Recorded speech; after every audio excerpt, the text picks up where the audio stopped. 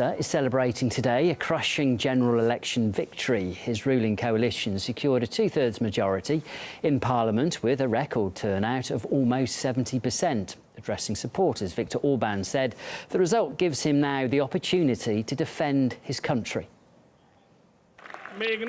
Regarding the results, I can tell you, dear friends, that it was a big battle and we've gained a decisive victory. We've created the opportunity for ourselves to defend the country. Our country, Hungary, is still not where we would like it to be, but it's already started along a path it chose for itself. We're going to move together this way. Well, Orban's strong anti-migration stance has won support from anti-establishment parties across Europe, but not from EU officials, who'll vote shortly on whether to strip Budapest of its EU voting rights. Well, let's get some reaction now from Marton Györgyi. He's an MP and Foreign Affairs Chair at Hungary's right-wing Jobbik party, and you're very welcome. I understand your party came second in the election. We'll come on to that shortly. But first of all, how surprised perhaps were you by Orban's margin of victory yesterday?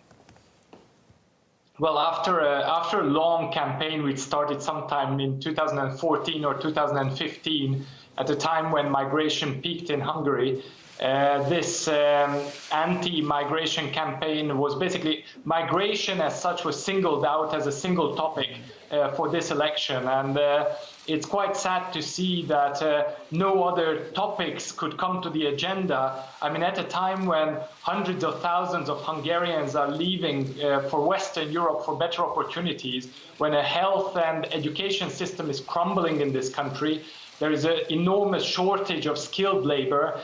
Migration can dominate as a topic. Of course, we are aware that this is an important topic, but it is quite sad to see that no other issues could enter the agenda in this electoral campaign, and it seemed to have brought the results for the governing party.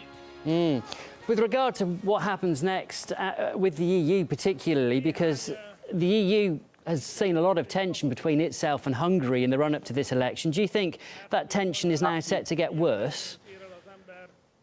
Well, absolutely. I mean, I think once you are through with such a hysterical campaign that Fidesz has basically conducted, I think it has received the feedback from the population that this is the right way to go. And I think we would all be surprised if Viktor Orban would back down from this strategy. I think he's just going to push it further, and he's not going to be scared off by perhaps increasing the tension between other Western countries or other European countries and Hungary. I think he's just going to push this strategy further.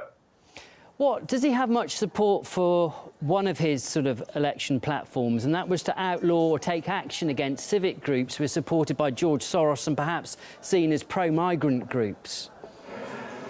Sorry, say that again?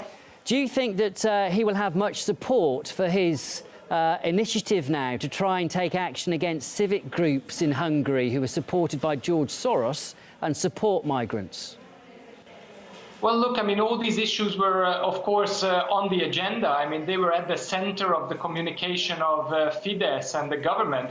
So, I mean, all these issues, the anti-NGO laws, the anti-CEU law, the Stop Soros law was already it was already on the agenda prior to the elections, and there are already rumors that the government is going to push it through the parliament once the parliament sits. So I mean, I think he's going to continue with this topic, with this agenda, and there is going to be very little to stop him.